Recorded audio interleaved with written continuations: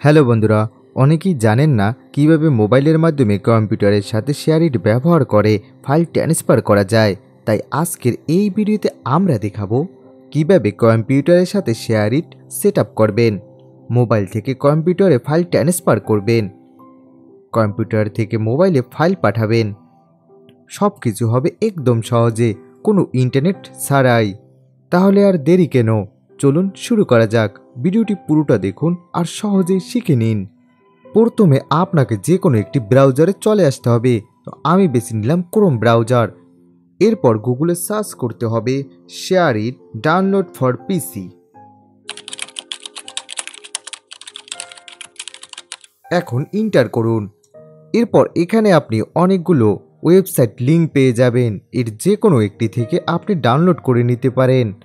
তবে এখানে আপনি যেটা পাবেন অফিসিয়ালি মাইক্রোসফট স্টোর, আপনি এখান থেকে ডাউনলোড করে নিতে পারেন।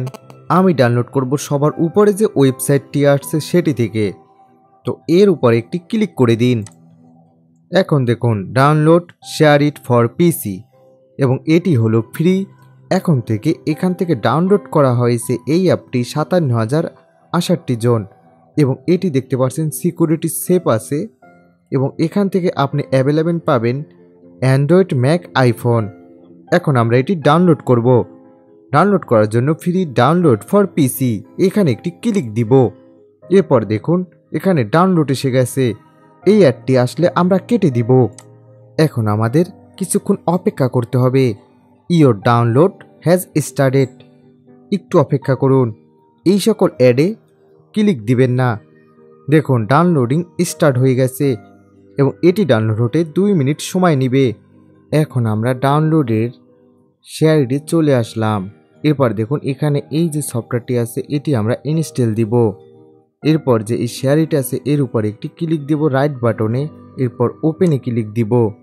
এরপর ইয়েস করে দিব। এরপরে এখানে অ্যাকসেপ্ট দিব।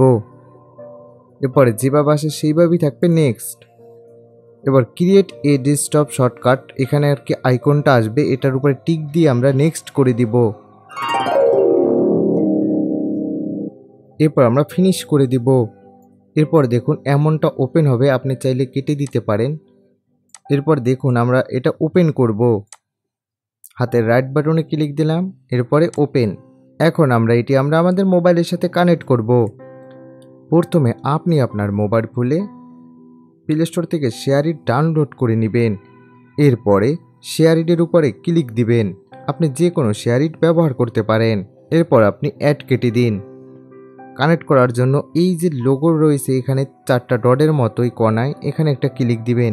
এরপর দেখেন কানেক্ট টু পিসি, এর উপরে একটা ক্লিক দিবেন। তারপরে এখানে দেখুন লেখা রয়েছে স্ক্যান টু কানেক্ট, এখানে একটা ক্লিক দিবেন। এরপর কম্পিউটারের সাথে স্ক্যান করবেন। এরপর এখানে দেখুন কম্পিউটারের চলে আসবেন। এখানে লেখা দেখবেন রয়েছে অ্যাকসেপ্ট, এখানে একটা ক্লিক দিবেন। এবার দেখুন কানেক্ট হয়ে গেছে।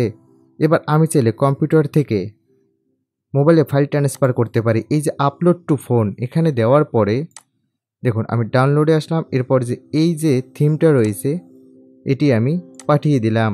দেখুন আমার ফোনে চলে এসেছে। এবার ফোন থেকে যদি আমি কিছু পাঠাই, দেখুন এখানে রয়েছে পিকচার, ভিডিও, অডিও সব পাঠানো যাবে। তো আমি একটি পিকচার পাঠাই। দেখুন আমি একটি পিকচার পাঠিয়ে দিচ্ছি। এরপরে টিক দিয়ে নেক্সট। দেখুন কম্পিউটারে চলে গেছে। এবার কম্পিউটারে কোথায় যাবে সেটি কি করে খুঁজে পাবেন? এই যে সেটিং, এরপরে সেভ টু, এই দেখুন সেভ হচ্ছে কোথায়, ডাউনলোডের ভিতরে। আপনি চাইলে এখান থেকে চেঞ্জে ক্লিক দিয়ে চেঞ্জ করে নিতে পারেন।